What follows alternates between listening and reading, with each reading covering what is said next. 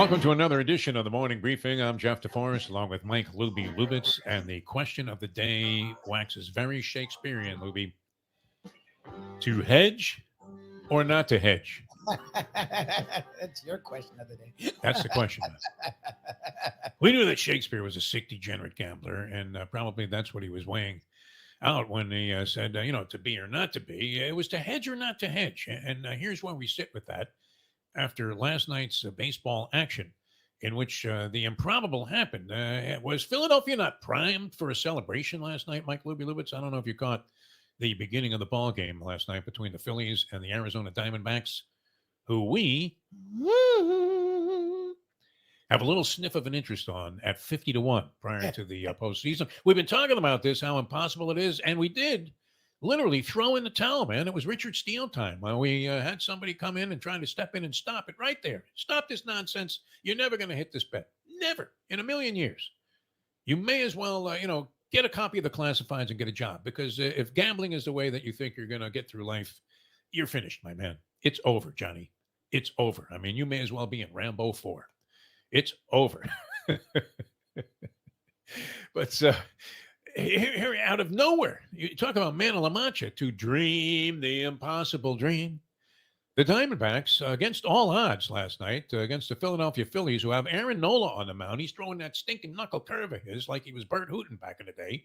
And in full command. I was thinking there's probably some schlep out there that bet that not only would Aaron Nola strike out the side in the first inning of the ball game, which he did. He struck out all three guys.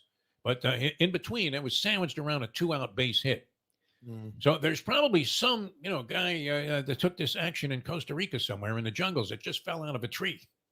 One of those guys that maybe, you would say that this is not necessarily the most kosher of betting operations, and the guy that's taking your call has bullets crisscrossed on his chest there. And, he's a reincarnation of Pancho Villa. And he's like, oh, look this bet, man. Where, somebody might have bet that Nola would strike out the side in the first inning while giving up a base hit. This is the kind of shit that people are betting on today, which is, what kind of clairvoyance do you have to foresee something like that happening? Hey, you know what I think's going to happen? Nola's going to strike out the side, all three guys, and he's going to give up a single up the middle on the third batter, and then that's going to be the way the inning goes. 0 runs, and and you parlay all of that. That's what people are doing. But, we have a simple proposition here. Can we boot home a 50-1 shot? And it looked hopeless. Arizona loses game 5 after this valiant comeback they made. They were down 2-0 in a series. They were being manhandled by the Philadelphia Phillies. Bryce Harper looked great.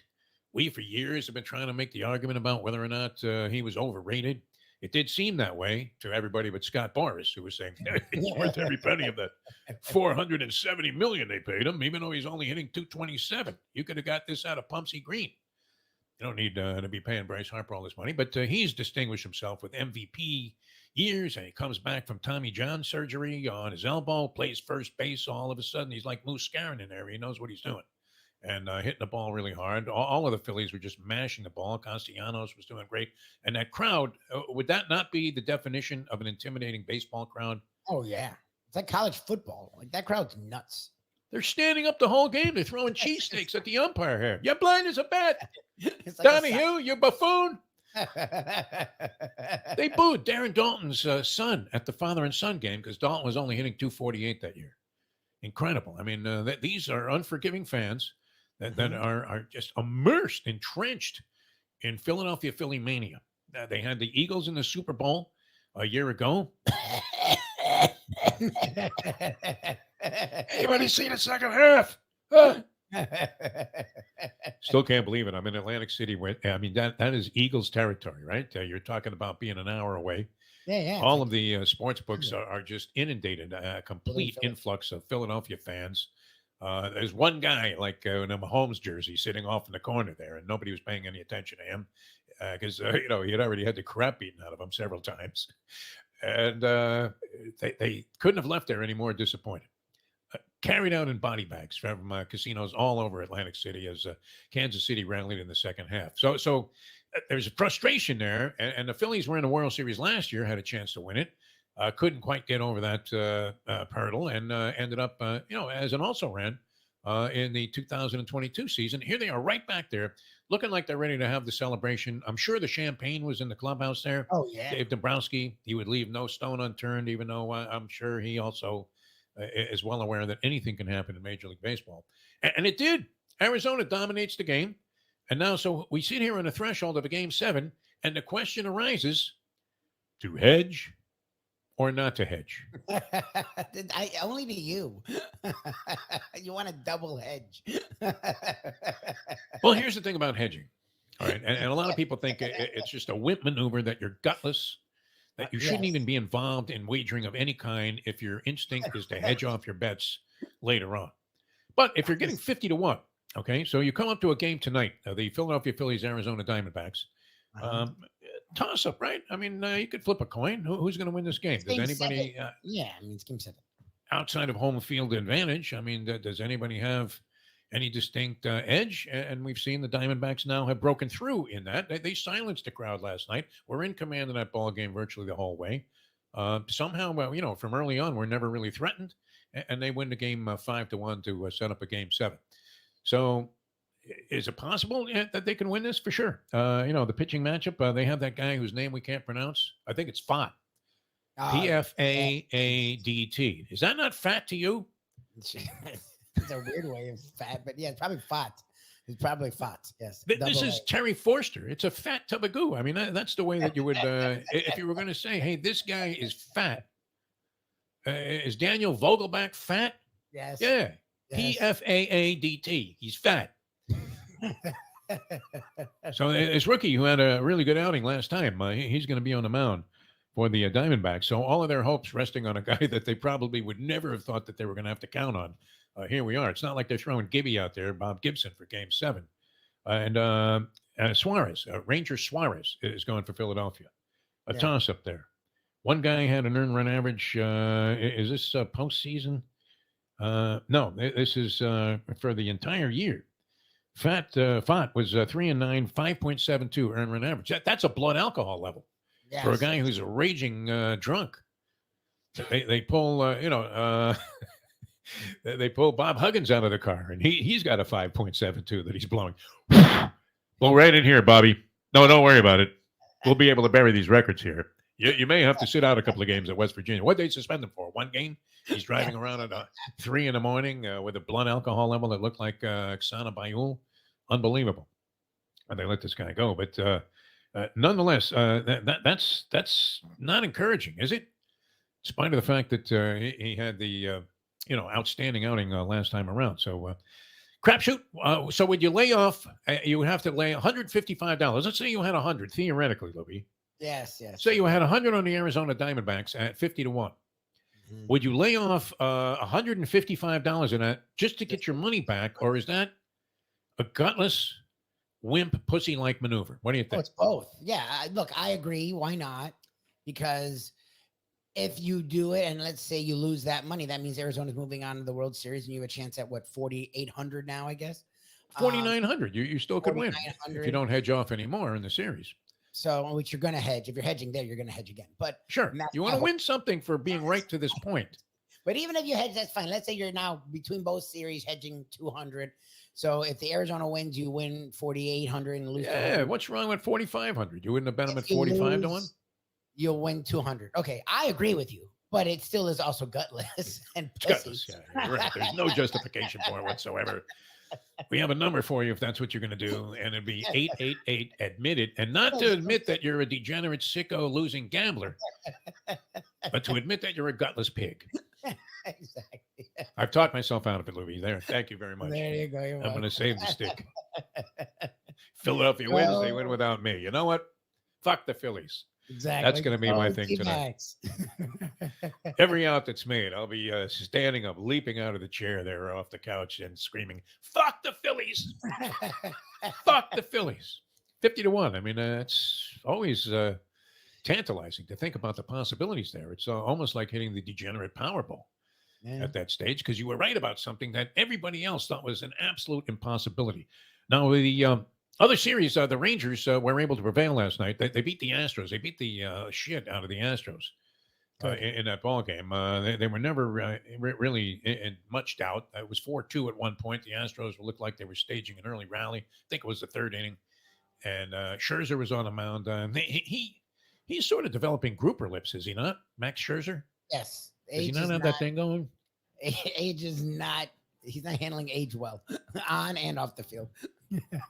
You look at him and you're thinking, I've seen that same face at a ladies' night in Boca Raton. When it was 60 and over. And you're asking yourself, wow, I mean, if Botox has that kind of after effects, what did you do to your face, lady? Exactly. That's not a good way to start, an icebreaker. Hey, lady, what did you do to your face? By the way, And she throws a drink in yours.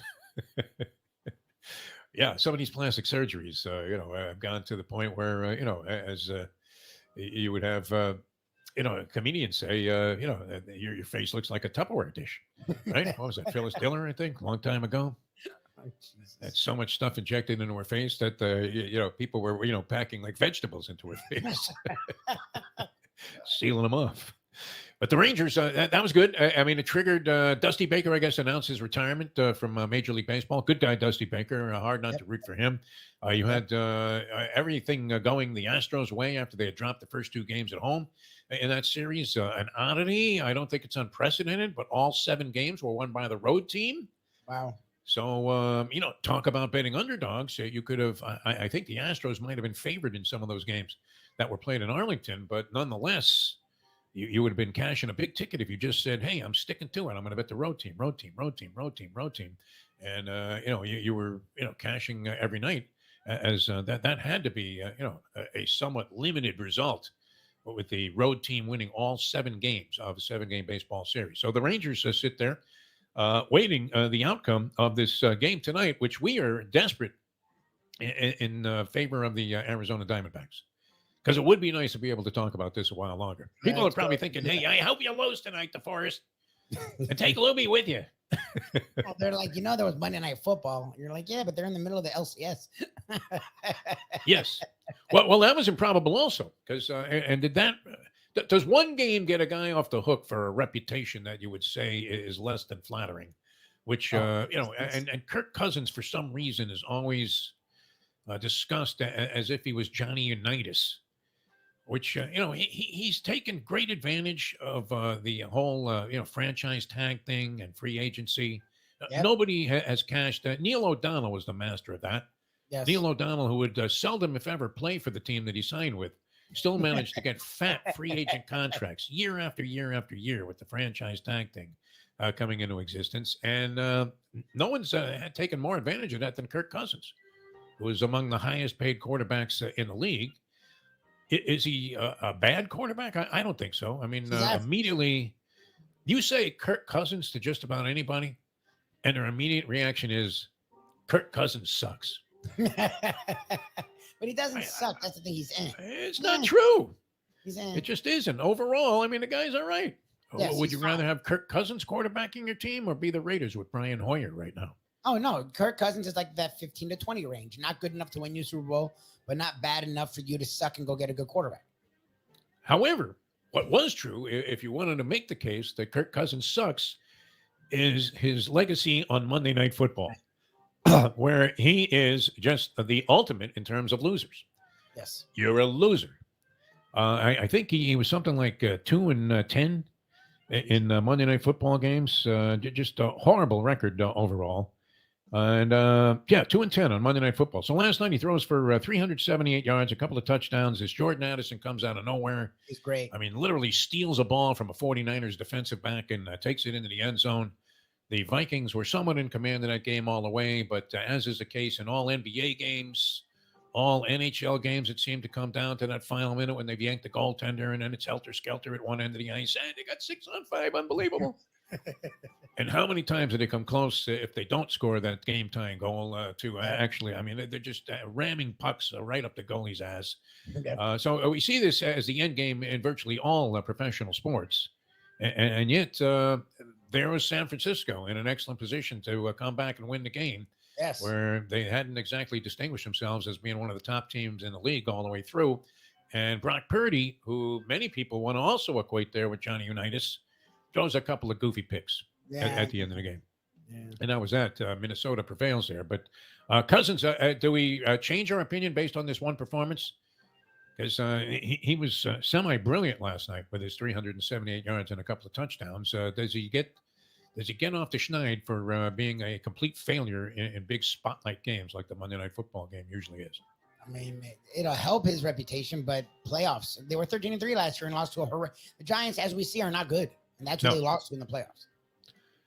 Yes, and you would have to say that if you were going to have the age-old hypothetical of if you could pick one quarterback and you needed one big play and you could pick anybody from the history of the quarterback position, how far down the list? Exactly. Like, grave diggers couldn't get down deep enough to bury the name of Kirk Cousins on that list. And I have nothing personal against him. I don't think he's terrible like everybody else does. I just think that, to have thought that he was going to beat the 49ers last night probably was prohibitive. And so once again, those that were betting the chalk end up with the bitter taste of milk of magnesia in their mouth as they pay off their bookie and realize that, hey, I'm going to need to borrow some money to get out of this jackpot. Unbelievable. All right. I'm not hedging, Lubie. You talked me out of it. I hope you guys enjoy the baseball game. There's a full slate of hockey, like all 32 teams. The Frozen Frenzy today. Yes. How excited are you about that? And why is that being done? Because the NBA is cranking up tonight? I don't know. I have no idea. If you're a sports fan, you're in absolute dreamland right now.